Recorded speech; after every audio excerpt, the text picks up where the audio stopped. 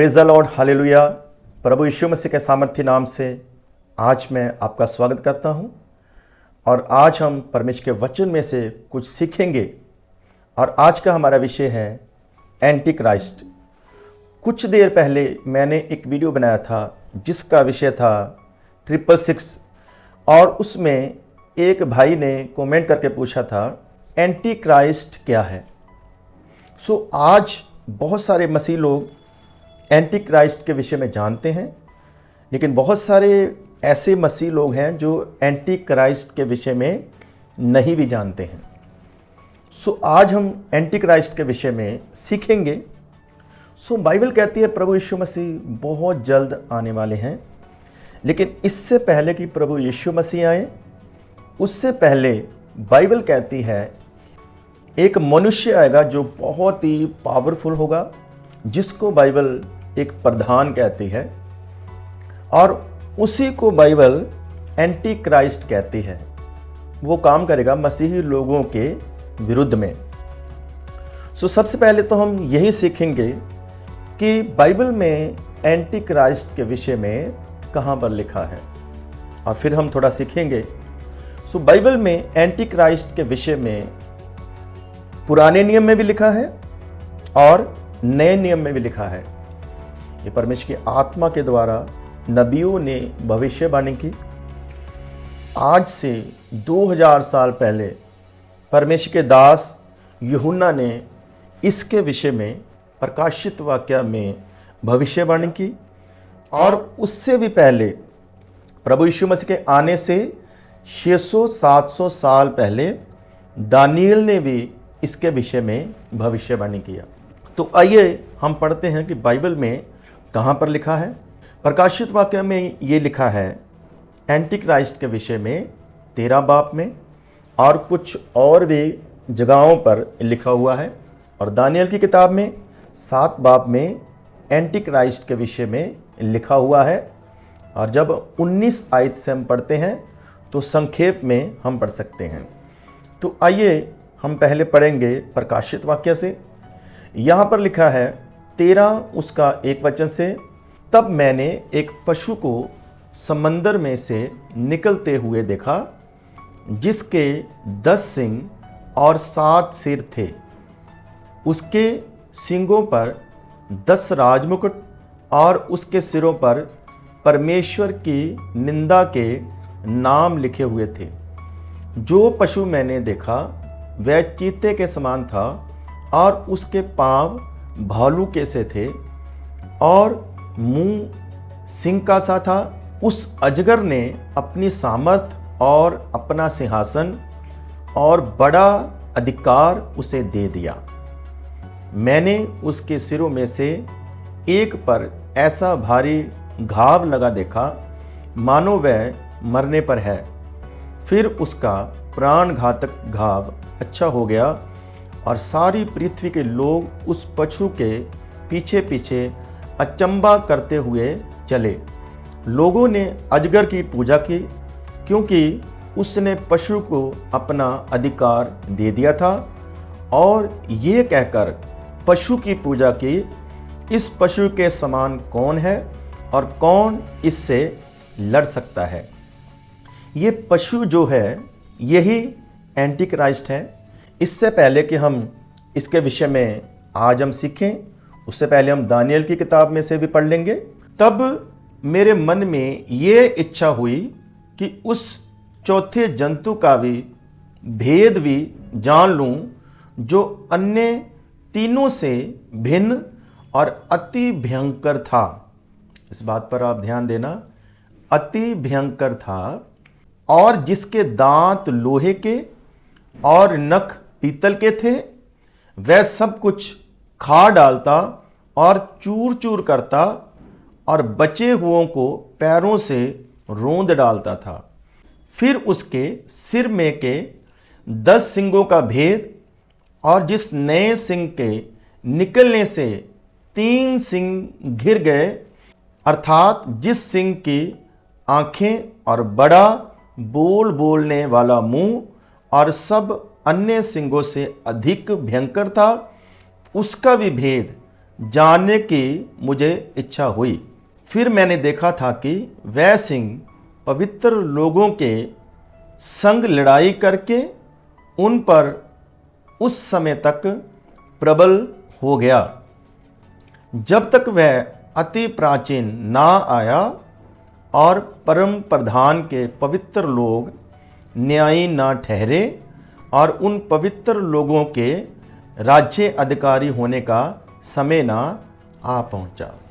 सो दोनों चैप्टर जब हम पढ़ते हैं तो तकरीबन दोनों में समानता है, दोनों एक जैसे बयान करते हैं। इससे साफ साफ जाहिर होता है कि परमेश्वर उनसे बात कर रहा है और परमेश्वर अपने भेदों को बता रहा है। और दानियल ने जब सब कुछ जान लिया तो और परमेश्वर से पूछा, और दानियल को परमेश्वर ने कहा था इस पर मोहर लगा के बंद कर दे, क्योंकि जो मैंने तुम्हें बताया वो अंत के समय के लिए है। दानियल को जो बताया गया वो दानियल के समय के लिए नहीं था, अंत के समय के लिए था। और जो यूहन्ना को बताया गया वो भी उस समय के लिए नहीं था, वो भी अंत के समय के लिए था। अब ये अंत का समय क्या है और अंत का समय कब शुरू होता है? अंत का समय शुरू होता है प्रभु यीशु मसीह के स्वर्ग जाने के बाद।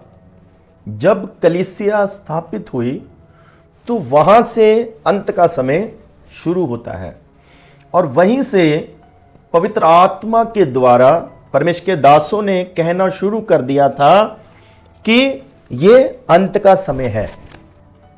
आमीन, हालेलुया।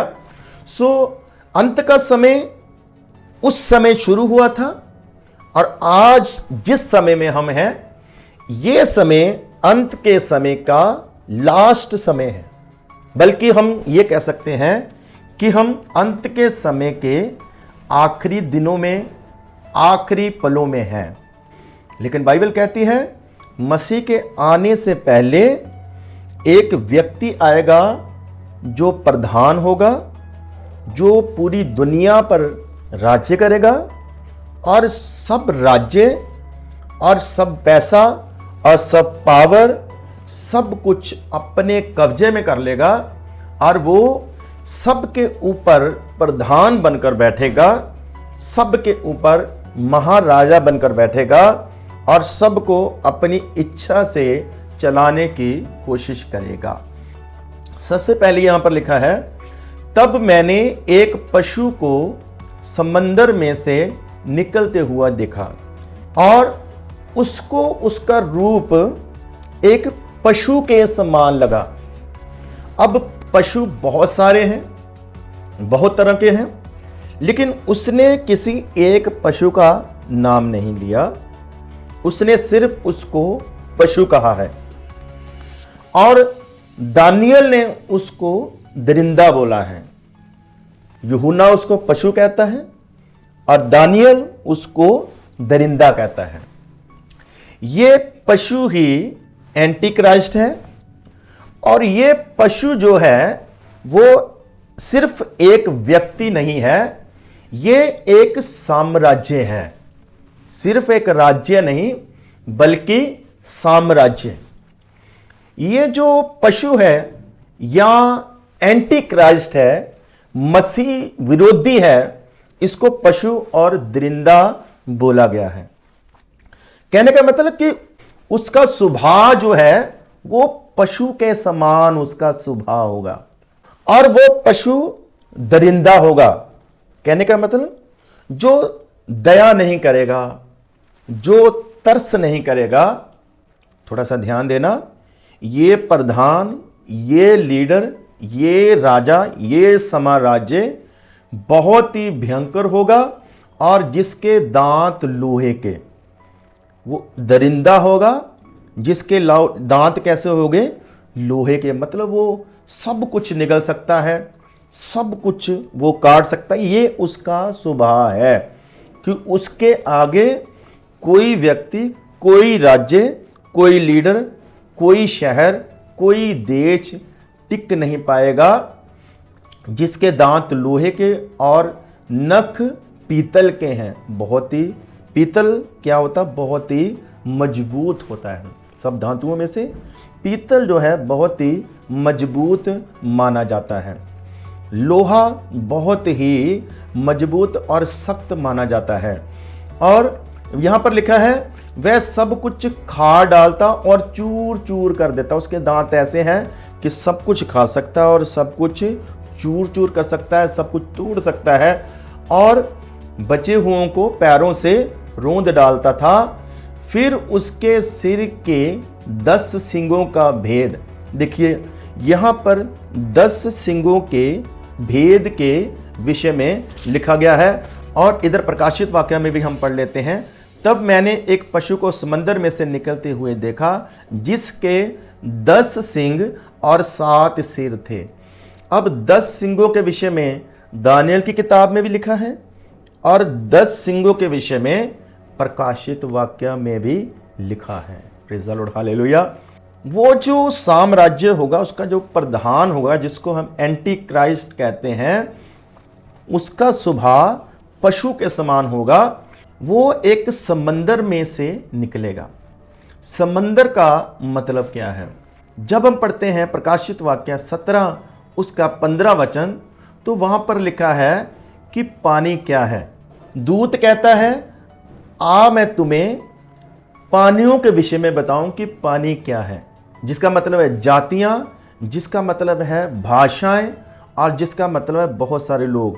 कहने का मतलब कि जो एंटी क्राइस्ट होगा किसी एक देश से नहीं होगा, वो बहुत सारे देशों का एक मिश्रण होगा। और यहां पर लिखा है कि जिसके 10 सिंग हैं। 10 सिंग का मतलब क्या है कि एंटी क्राइस्ट उसके साथ 10 देश मिल जाएंगे। 10 देश मिलकर उसको पावर देंगे। 10 देश मिलकर उसकी सपोर्ट करेंगे और उन सब के ऊपर एक व्यक्ति होगा, एक राज्य होगा, जिसको बाइबल एंटी क्राइस्ट कहती है। और ये 10 राज्य हैं और ये 10 राजा हैं और उसके सिरों पर परमेश्वर की निंदा के नाम लिखे हुए थे। उन सभी सरों के ऊपर परमेश्वर की निंदा के नाम लिखे हुए थे।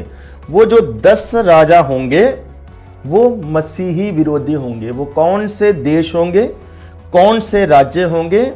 वो राज्य, वो देश जो मसीहियों का विरोध करते हैं, जो यीशु मसीह के ऊपर विश्वास नहीं करते हैं और जो यीशु मसीह को नहीं मानते हैं। वो 10 राजा, वो 10 राज्य एंटी क्राइस्ट को सपोर्ट करेंगे। जो पशु मैंने देखा वह चीते के समान था और उसके पांव भालू के से थे और मुंह सिंह का सा था। उस अजगर ने अपनी सामर्थ और अपना सिंहासन और बड़ा अधिकार उसे दे दिया। अब इस पशु को जो एंटी क्राइस्ट है, इस साम्राज्य का रूप बताया, उस पशु का रूप बताया गया है। और यहां पर लिखा है मैंने देखा वह चीते के समान है। चीता जो है वो रफ्तार को दिखाता है। एंटी क्राइस्ट का साम्राज्य होगा, उसकी रफ्तार चीते के समान होगी और चीता जो है रफ्तार में सबसे ज्यादा तेज है। और जब हम पढ़ते हैं दानियल की किताब, तो वहां पर भी एक राज्य के विषय में लिखा है कि वो चीते के समान आता है। और वो कौन था? वो था, और वो जो चीते के समान राज्य आता है वो कौन था? वो था अलेक्जेंडर यानी सिकंदर था, जिसने 11 साल में तकरीबन पूरी दुनिया को जीत लिया था। वो था सिकंदर। उसने बहुत छोटी उम्र से शुरू किया था और बहुत छोटी उम्र में वो मर गया, लेकिन उसकी ताकत, उसकी पावर इतनी थी कि 11 साल में तकरीबन उसने पूरी दुनिया को जीत लिया था। अब ये जो साम्राज्य है, इसका जो रूप दिखाया गया सबसे पहला वो है चीते के समान। अब 11 साल में अलेक्जेंडर ने, सिकंदर ने दुनिया को कब्जे में किया था, लेकिन ये बंदा ये काम 7 साल में करेगा। इसको काम करने के लिए 7 साल दिए जाएंगे। अब आप इसकी पावर देखो, आप इसका अधिकार देखो कि जो काम सिकंदर ने 11 साल में किया वो काम ये 7 साल में करेगा। इतनी ज़्यादा इसकी रफ्तार होगी, क्योंकि सिकंदर के समय में टेक्नोलॉजी इतनी नहीं थी, लेकिन आज वो 7 साल में सब कुछ कैसे कर लेगा, क्योंकि आज टेक्नोलॉजी जो है वो चीते की रफ्तार से भी ज़्यादा, बिजली की रफ्तार से भी तेज़ी से ज़्यादा बढ़ रही है। इसलिए उसका सबसे पहला उसने जो उसका रूप देखा वो चीते के समान था, और उसके पांव भालू के से थे। मतलब उसके पांव भालू के से थे। वो बहुत ही क्रूर होगा, वो छोड़ेगा नहीं, बहुत ही क्रूरता से काम करेगा, वो कुछ भी दया नहीं करेगा। वो जब चलेगा तो जैसे दानियल कहा कि वो अपने पैरों के तले सबको रौंद डालेगा, बहुत ही क्रूरता से वो काम करेगा। बच्चों पर तरस नहीं करेगा, वो स्त्रियों के ऊपर तरस नहीं करेगा, वो बुजुर्गों के ऊपर तरस नहीं करेगा, वो गर्भवती स्त्रियों के ऊपर भी तरस नहीं करेगा, सबको रौंद डालेगा, क्योंकि वो एंटी क्राइस्ट है। वो साम्राज्य जिसका प्रधान एंटी क्राइस्ट कहलाता है, वो किसी के ऊपर तरस नहीं करेगा, खास करके क्रिश्चियनों के ऊपर, मसीह लोगों के ऊपर बिल्कुल वो क्रूरता से काम करेगा, कुछ भी तरस नहीं करेगा। और मुंह सिंह का सा था। उसका मुंह कैसे नजर आता है? शेर के समान। और आपको पता है कि शेर की जो ताकत है, जो जबड़ा है, उससे कोई अपने आप को छुड़ा नहीं सकता। शेर की ताकत होगी उसमें। और शेर क्या है? वो सबके ऊपर राजा है, जंगल में सबके ऊपर राजा है। आपने देखा होगा डिस्कवरी में, आपने देखा होगा बहुत सारी वीडियो में, शेर जो है अपने से बड़े पावरफुल, अपने से बड़े बड़े जानवरों को जब पकड़ता है तो छोड़ता नहीं, गिरा देता है, उनको मार देता है और उनको खा जाता है। और शेर के जो दांत होते हैं बहुत ही मजबूत, बहुत ही तीखे होते हैं। और उसके दांतों के विषय में दानियल ने भी कहा है कि उसके लोहे के दांत होंगे, वो चबा डालेगा। और यहाँ उसी राज्य को यहाँ पर शेर के समान बताया गया। उसकी रफ्तार चीते की सी होगी, उसकी क्रूरता, उसका रूप काला और बहुत ही क्रूरता से भरा हुआ होगा, और वो बहुत ही ताकतवर होगा। वो अपने से बड़े बड़े राज्यों को जीत लेगा। ऐसा वो साम्राज्य होगा, ऐसा वो प्रधान होगा, ऐसी पावर उसके पास होगी, और वो बहुत ही पावरफुल एक लीडर होगा इस दुनिया में। ये बताया गया यहाँ पर। और यहाँ पर लिखा है, उस अजगर ने अपनी सामर्थ और अपना सिंहासन और बड़ा अधिकार उसे दे दिया। अब ये अजगर क्या है? ये अजगर क्या है? ये अजगर शैतान को दिखाता है। अजगर ने अपनी सारी पावर उसको दे दी। कहने का मतलब उसके पीछे जो ताकत होगी वो दुनिया की तो होगी, राजाओं की तो होगी, लेकिन उसके पीछे जो पावर है वो शैतान की पावर भी होगी। प्रकाशित वाक्य में उसको अजगर दिखाया गया, और पुराने नियम में जब अदन के बाग में देखते हैं तो कई जगहों पर उसको सांप के रूप में दिखाया गया, और नए नियम में प्रकाशित वाक्य में उसको अजगर लिखा गया। इसका मीनिंग क्या है? इसका मतलब क्या है? इसका मतलब यह है कि शैतान की पावर पहले से ज्यादा बढ़ चुकी है। वो पहले से ज्यादा पावरफुल हो चुका है, वो पहले से ज्यादा बढ़ चुका है। और जो सांप दिखता था आज वो अजगर की नाई दिखता है। और वो इतने बड़े बड़े काम क्यों कर लेगा? वो सबको क्यों जीत लेगा? क्योंकि उसके पीछे ताकत जो है वो शैतान की ताकत होगी। यहां पर लिखा, अजगर ने अपना सारा सामर्थ्य और सिंहासन तक दे दिया उसको। कहने का मतलब एंटी क्राइस्ट आप समझ सकते हैं कि खुद शैतान है, क्योंकि उसने अपना सिंहासन ही उसको दे दिया, अपनी सामर्थ्य भी उसको दे दी और अपना पूरा अधिकार ही उसको दे दिया है। अब आप मुझे बताओ, जिसके पास शैतान की भी पावर हो, जिसके पास मनुष्य की पावर हो, जिसके पास राजाओं की पावर हो, जिसके पास धन की पावर हो, जिसके पास इस पूरी दुनिया के हथियारों की ताकत हो, वो इस दुनिया में क्या क्या कर सकता है और इस दुनिया में उसको कौन गिरा सकता है, कौन हरा सकता है, इसको बोलते हैं एंटी क्राइस्ट। और फिर लिखा है 3 वचन में, मैंने उसके सिरों में से एक पर ऐसा भारी घाव लगा देखा मानो वह मरने पर है, फिर उसका प्राण घातक घाव अच्छा हो गया और सारी पृथ्वी के लोग उस पशु के पीछे पीछे अचंबा करते हुए चले। लोगों ने अजगर की पूजा की, क्योंकि उसने पशु को अपना अधिकार दे दिया था, और ये कहकर पशु की पूजा की, इस पशु के समान कौन है, कौन इससे लड़ सकता है। यहां पर लिखा कि फिर मैंने देखा कि उसके सिरों में से एक ऐसा भारी गाव लगा देखा मानो वह मरने पर है, और उसका प्राण घातक घाव अच्छा हो गया। सारी पृथ्वी के लोग उस पशु के पीछे पीछे चलने लगे। उस सिंगों में से एक सिंग ऐसे निकलता है जिसको लिखा कि मृत्यु का घाव लगा हुआ है। अब ये एंटी क्राइस्ट काम करने का उसका तरीका क्या होगा, वो शुरुआत कैसे करेगा। 3 सरों के बीच में से एक चौथा सिंह निकलता है जिसने पहले तीनों को गिरा दिया।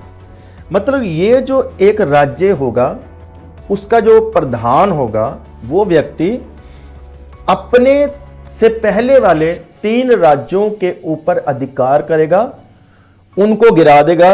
वो पहले के होंगे, इसका मतलब उनके पास पहले से ज्यादा पावर है, लेकिन ये जो चौथा राज्य शामिल होगा उन राज्यों में, तो वो उनसे ज्यादा, तीनों से ज्यादा पावरफुल होगा। और वो शुरुआत कैसे करेगा, वो कैसे काम करेगा कि उसको एक प्राण घातक घाव लगा हुआ, वो मरने के ऊपर है। तो वो क्या दिखाएगा, फिर लिखा कि उसका प्राण घातक घाव जो है वो चंगा हो गया है। अब इससे वो क्या साबित करेगा, इससे वो ये साबित करेगा, क्योंकि जो एंटी क्राइस्ट है उसको हम शुरू से ही देखते हैं कि इसके पीछे शैतान है, और शैतान की मंशा क्या है, शैतान की इच्छा क्या है, वो हम जानते हैं। हम जानते हैं बाइबल में से कि शैतान से पहले एक फरिश्ता था जो परमेश्वर के प्रधान फरिश्ते के रूप में पूरे स्वर्ग में वो राज्य करता था, सारा अधिकार उसका था, और उसने अपना सिंहासन परमेश्वर से ऊंचा लगाने की कोशिश की। अब शुरू से उसकी मंशा क्या रही है कि वो परमेश्वर के समान बन के दिखाए। सुनिए ध्यान से, जब यीशु मसीह आए तो यीशु मसीह ने इस दुनिया में काम किया। सो यीशु मसीह पापियों के लिए मारे गए, गाड़े गए और तीसरे दिन मुर्दों में से जी उठे। सो इसलिए आज सारी दुनिया प्रभु यीशु मसीह को मानती है, क्योंकि प्रभु यीशु मसीह मुर्दों में से जी उठे हैं, मौत पर उसने फतेह पाई है। और एंटी क्राइस्ट भी अपने आप को मसीह करके दिखाएगा। वो राज्य ये साबित करने की कोशिश करेंगे कि ये परमेश्वर की कोई खास शक्ति है। ये व्यक्ति जो होगा वो एक प्रधान होगा, वो एक पॉलिटिकल लीडर होगा, और मुझे लगता है कि साथ में वो एक धार्मिक अगुआ भी होगा।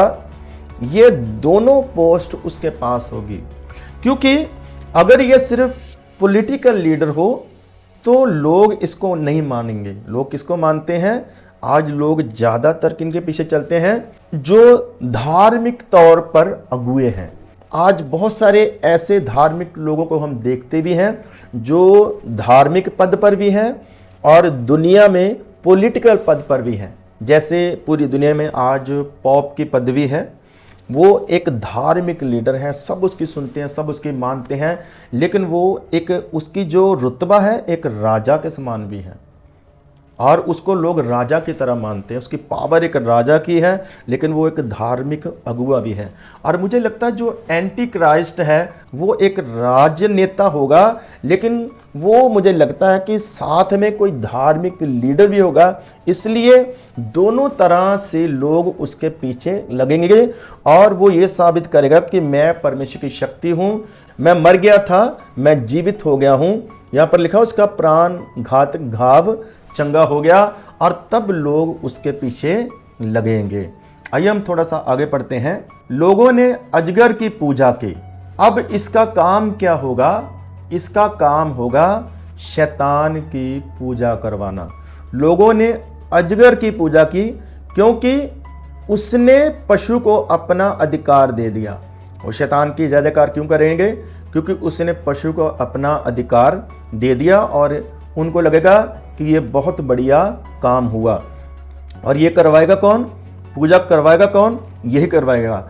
और ये कहकर पशु की पूजा की, इस पशु के समान कौन है और कौन इससे लड़ सकता है? लोग क्या बोलेंगे उस समय? इससे बड़ा कोई नहीं, इससे ताकतवर कोई नहीं, इससे कोई लड़ नहीं सकता है। और लोगों ने अजगर की पूजा की है और वो सारा काम इसका है कि सबको शैतान के पीछे लगाना और सबको अपनी मर्जी से चलाना, सबके ऊपर अधिकार रखना। 5 वचन में लिखा है, बड़े बड़े बोल बोलने और निंदा करने के लिए उसे एक मुंह दिया गया और उसे 42 महीने तक काम करने का अधिकार दिया गया। यहां पर लिखा है बड़े बड़े बोल बोलने का। वो बहुत बड़ी बड़ी बातें करता है, बहुत अभिमान की बातें करता है और लोगों को बहुत बड़े बड़े वो स्वप्न दिखा रहा है। वो लोगों को बताएगा कि मैं तुम्हारे लिए ये बड़े काम करूंगा, वो बड़े काम करूंगा, ये लोगों को दिखाएगा। जब तक वो ये लोगों को बड़े बड़े सपने नहीं दिखाएगा तब तक लोग उसके पीछे नहीं लगेंगे और वो परमेश्वर की निंदा भी करेगा। वो सब 10 राजा, वो साम्राज्य, वो एंटी क्राइस्ट परमेश्वर के विरुद्ध में चलने वाले और परमेश्वर के विरुद्ध में बोलने वाले होंगे। जब वो एंटी क्राइस्ट के रूप में बदल जाएगा तब उसके पास 3.5 साल हो गए, 42 महीने हो गए, लेकिन उससे पहले उसके पास और 3.5 साल होंगे। टोटल उसके पास 7 साल का समय होगा। लेकिन जो पहले 3.5 साल है वो बहुत ही भला नजर आएगा, शांति दूत नजर आएगा और बहुत ही अच्छा व्यक्ति नजर आएगा, बहुत ही अच्छा नेता नजर आएगा, बहुत ही अच्छा धार्मिक लीडर नजर आएगा। तो लोग उसके पीछे चलेंगे, सारी दुनिया, सब देश उसके पीछे चलेंगे। वो क्या करेगा? वो सब धर्मों को एक धर्म में तब्दील करने की कोशिश करेगा। सब दुनिया में एक ही भाषा को लाने की कोशिश करेगा।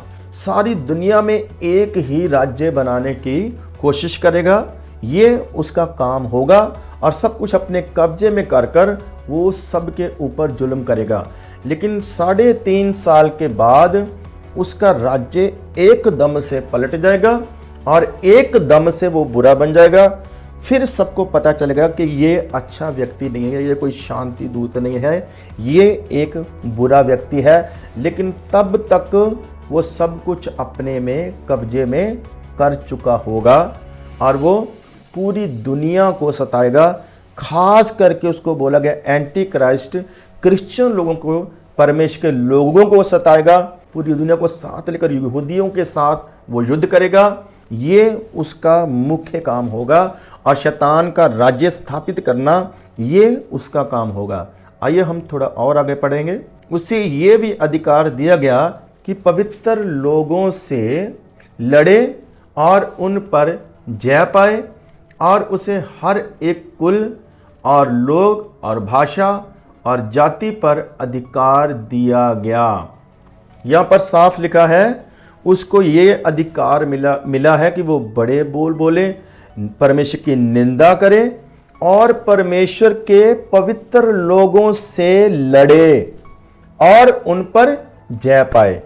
ये जिस्मानी तौर पर परमेश्वर के पवित्र लोगों पर, मसीह लोगों पर जय पाएगा थोड़ी देर के लिए, क्योंकि ये यहाँ पर लिखा गया कि वो उनके साथ लड़ेगा।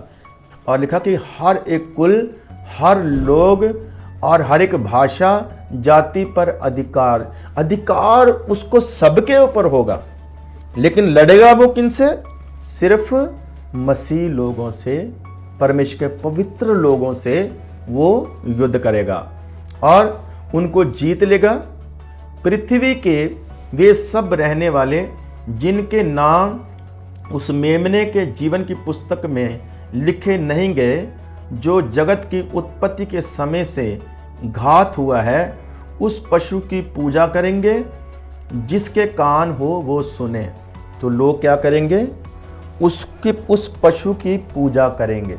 पवित्र लोगों का धीरज और विश्वास इसी में है।